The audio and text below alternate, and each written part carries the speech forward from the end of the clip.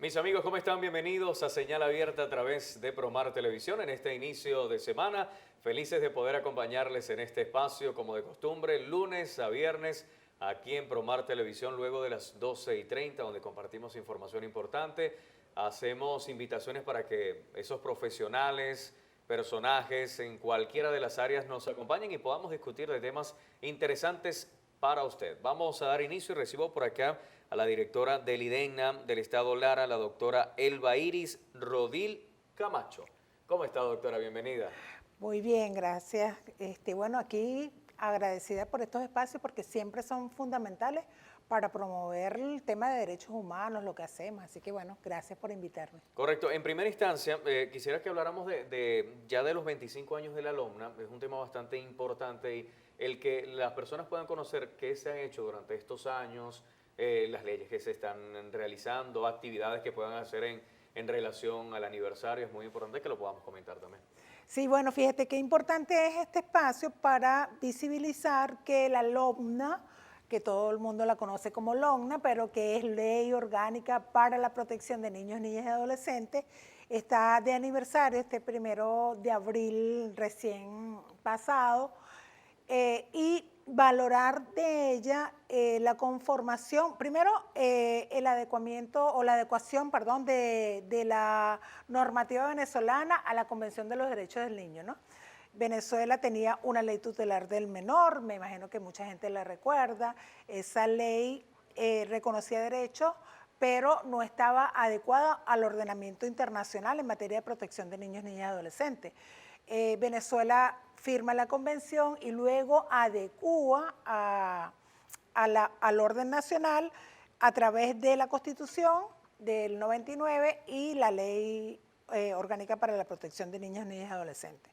Los avances han sido importantes, aún quedan muchos desafíos, pero tenemos que reconocer, por ejemplo, que hay un cambio en la conciencia colectiva del venezolano y de la venezolana sobre la necesidad de proteger a los niños, niñas y adolescentes. Yo creo que tenemos una claridad del rol que tenemos que cumplir como personas, como familias, como comunidad y como Estado para garantizar los derechos. Y cada una de las partes tiene un rol fundamental, ¿no?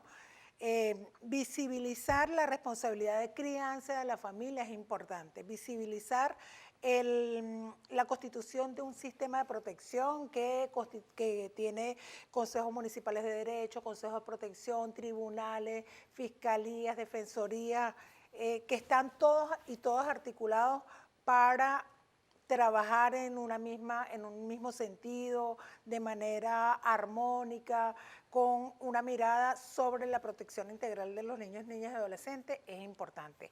Los desafíos, muchísimos. ¿Por qué? Porque, bueno, hace 25 años teníamos una sociedad.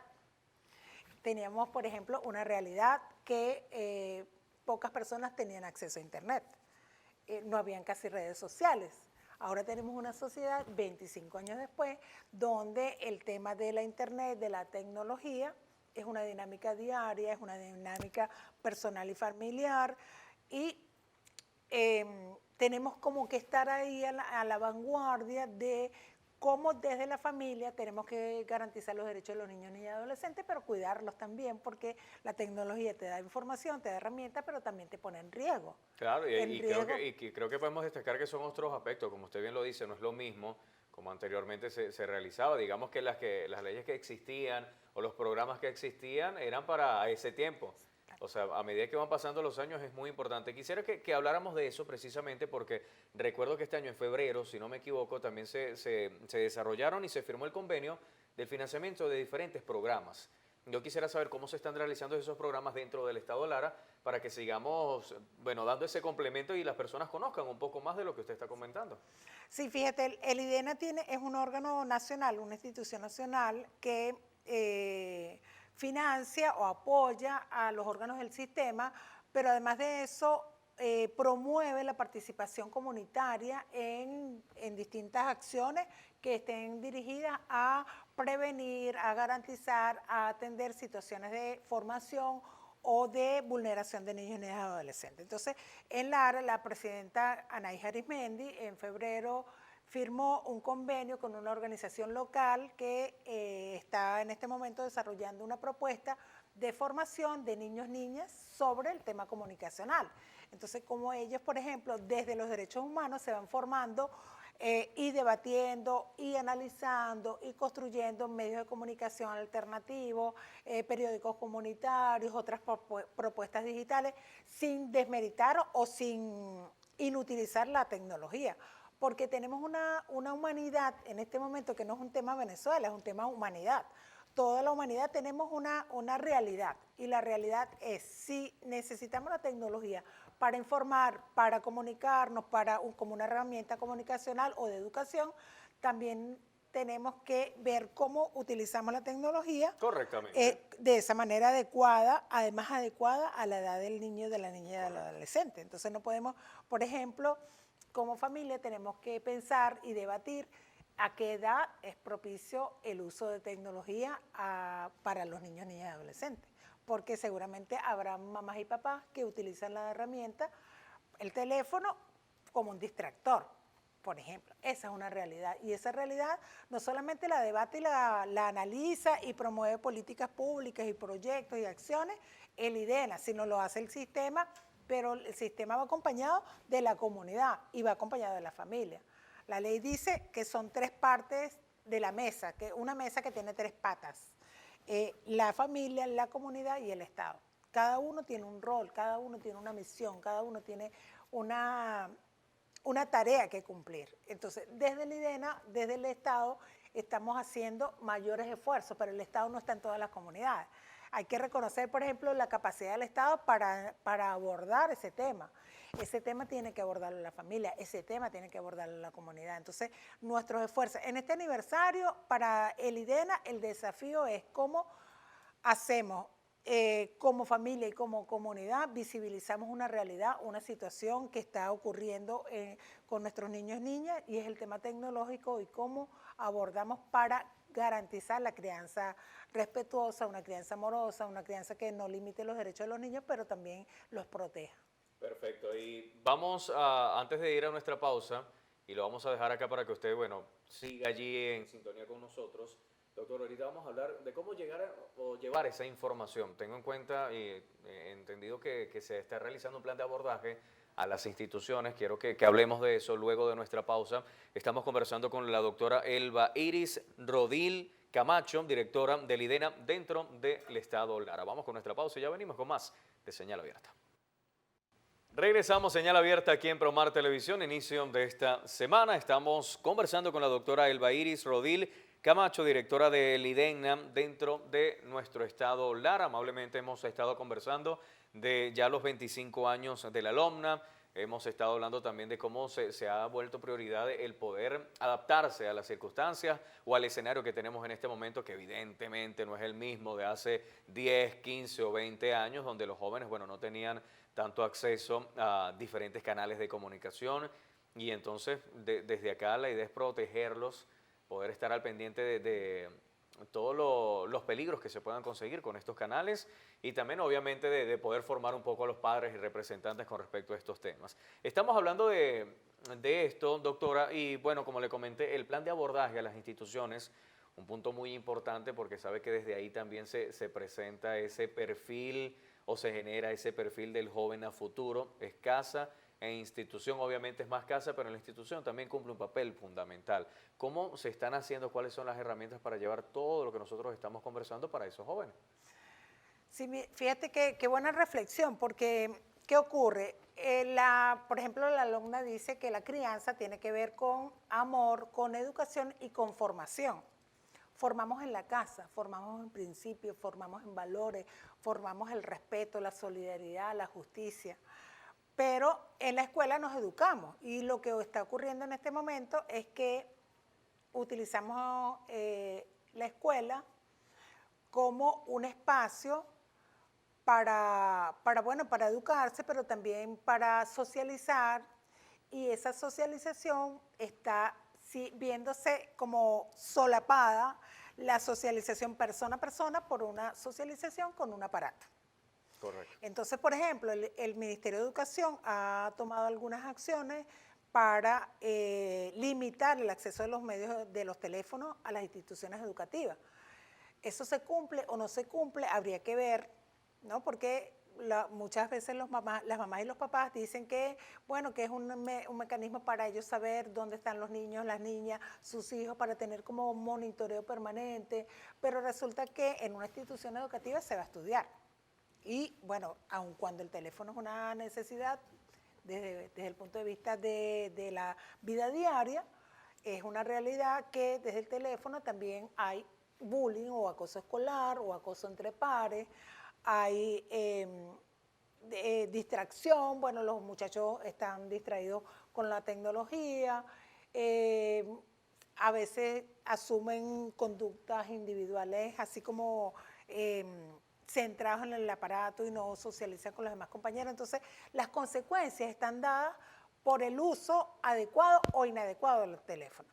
Desde el IDENA nos hemos sentado con instituciones del Estado, con la zona educativa, nos hemos sentado con la Defensoría del Pueblo, con los consejos municipales de derecho, con el Frente Preventivo, que también tiene un montón de instituciones que están yendo o estamos diseñando una campaña para ir a las instituciones educativas y abordar con los docentes, con los papás y las mamás y con los chamos y las chamas, con los niños, niñas y adolescentes, el uso adecuado del teléfono, en las normas que tienen que ver con los límites y el uso de la telefonía.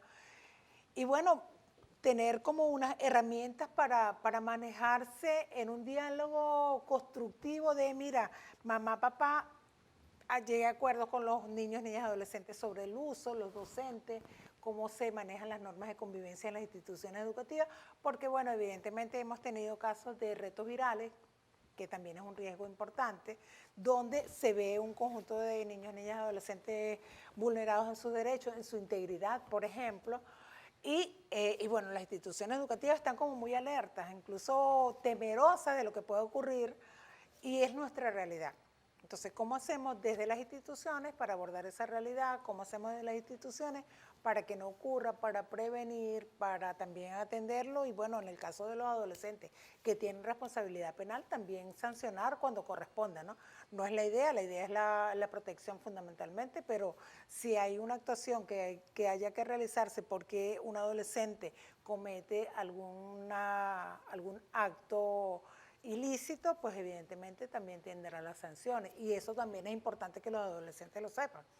No todos son derechos, hay deberes y también hay límites en la actuación de ellos. Que eso es lo que hay que llevar a las instituciones para que ellos comprendan enormemente. Bueno, vemos el caso de las jovencitas que, bueno, o comenzaron a hacer bullying, acoso, pero ya fue una forma extrema, ya tuvieron consecuencias con la ley. De ahí en adelante cumplen también los padres parte de lo que se realizan en cuanto a medidas de la misma. Entonces esto tiene que servir de reflexión. Doctora, también teniendo en cuenta cada una de las acciones que ustedes están realizando, esto tiene que ser o generar datos para ustedes. Esos datos de por lo menos saber cuántos jóvenes son los que están sufriendo de violencia, sea física o sea por redes sociales. Todos esos datos, ¿cómo ustedes lo pueden recopilar para tomar acciones y sobre todo los planes que se están llevando a cabo? Sí, fíjate que en el marco de la campaña, parte de nuestra intención es recopilar esos datos, ver qué piensan los padres, qué piensan los docentes, qué piensan los niños, niñas y adolescentes en torno al tema del uso de las redes sociales, del uso de la telefonía, de los retos virales, qué piensan ellos, cómo se afecta la integridad psicológica, la integridad física desde esos espacios. Y además hay una intención a nivel nacional de generar políticas públicas a partir de información que debemos recabar desde las instituciones que conforman el sistema. Entonces, bueno, estamos ya trabajando con los consejos municipales de derechos sobre los casos que ellos llegan. Se va a iniciar un proceso de recopilación de información también con los consejos de protección, que son los que directamente atienden los casos individuales. Entonces hay una planificación desde el Estado para tener toda esa información y bueno, a partir de allí definir políticas públicas y acciones a favor de la garantía de los derechos.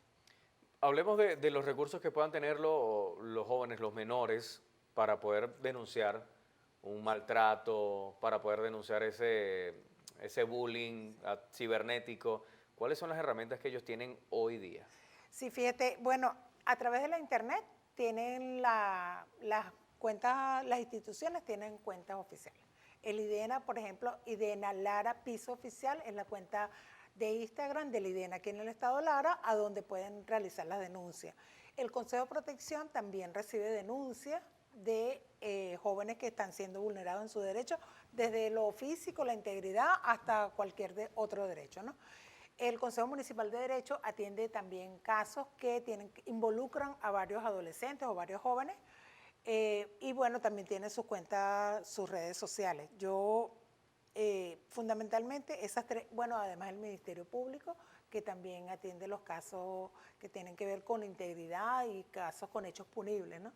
Hay dos cosas, hay que diferenciar lo que tiene que ver con la protección y lo que tiene que ver con la responsabilidad penal. Entonces, uno tiene una actuación a partir del Consejo de Protección y el Consejo Municipal de Derecho que dictan medidas administrativas para garantizar derechos. Mira, tienes que ir, no puedes utilizar estas herramientas, no puedes hacer esto, o puedes hacer esto, o que los papás hagan esto, que ordenen acciones de manera preventiva para proteger a los niños, niñas y adolescentes. Consejo de Protección, Consejo Municipal de Derechos son colectivos, pero el Ministerio Público ya interviene cuando hay una situación de responsabilidad penal del adolescente, pero también en materia de protección cuando hay casos que los niños y niñas son agredidos y vulnerados en su integridad.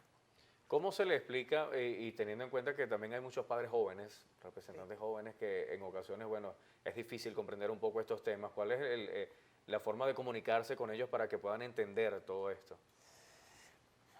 Bueno, fíjate, yo soy mamá y soy abuela, y uno siempre está como en esa reflexión permanente de cómo hacerlo mejor, cómo incluso ser más eficiente desde la institución, ¿no? Y siento que hay una necesidad de construir códigos de pares, códigos entre jóvenes donde los adultos podamos tener la información y podamos acceder a esos espacios, porque los adolescentes se comunican entre ellos, entre pares, y tienen códigos de comunicación y de conducta que los adultos desconocemos. Entonces hay una brecha generacional que da un vacío importante, y yo creo que tenemos que buscar como el puente, ¿sabes? El puente entre una nueva generación, unas nuevas conductas, unos nuevos códigos, unas nuevas formas, y un puente con la generación que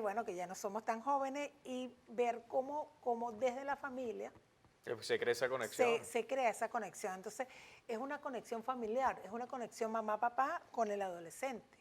Y eso lo vivimos quienes hemos sido papás y mamás, y eso lo viven los jóvenes que son papás y mamás. Entonces, ¿cómo rompemos la brecha? ¿Cómo buscamos puentes para unir, para dialogar, para entender cada uno de los procesos evolutivos? ¿Cómo desde la mamá y papá entendemos que el niño, niña y adolescente está en una edad de rebeldía, que está en una edad en la que está desarrollándose como persona, y cómo somos mejores padres y somos mejores madres, ¿no? Entonces, desde el diálogo, yo siento que el diálogo es parte fundamental en la vida humana, entendernos, y cuando tengamos diferencias, cómo las canalizamos de manera adecuada. Porque bueno, tenemos muchos niños, niñas y adolescentes que lo que ven en casa es una mamá y un papá desde la violencia, desde el grito, desde el insulto, desde la violencia psicológica, y bueno, ellos repiten muchas veces esos esquemas, esas formas de crianza, ¿no? Hasta Entonces, cuando no están. Cuando no están. hasta cuando no están, que también es importante. Y de ahí Los comienza papás y las claro. mamás ausentes también.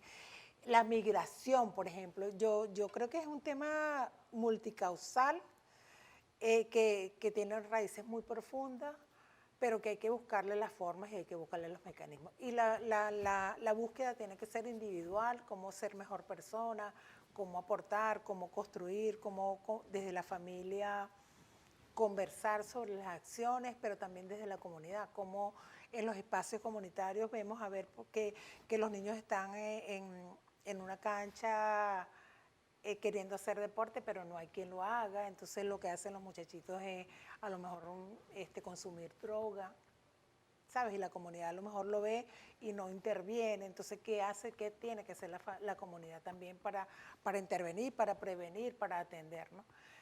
Es un asunto de mucha profundidad, de mucha atención, de prioridad absoluta, la ley lo dice.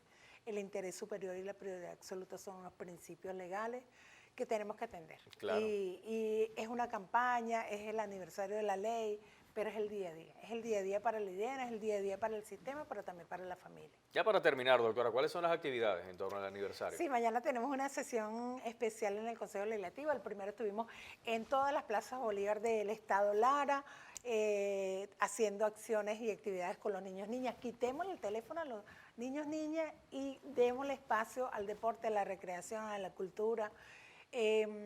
Estamos en mañana vamos a tener la sesión, pero además en las comunidades vamos a tener distintas actividades deportivas, recreativas, culturales a lo largo y ancho del estado.